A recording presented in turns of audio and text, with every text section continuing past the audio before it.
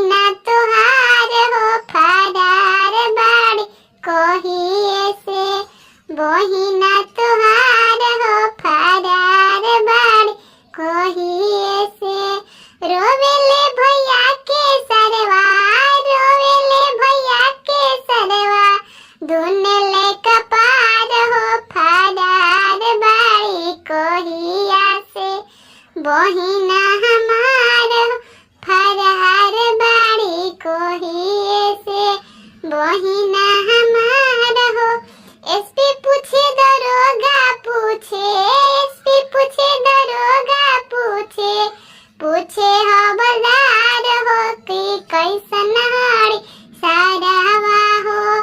बहिना तुहार हो कि कैसन हाड़ी सारावा हो।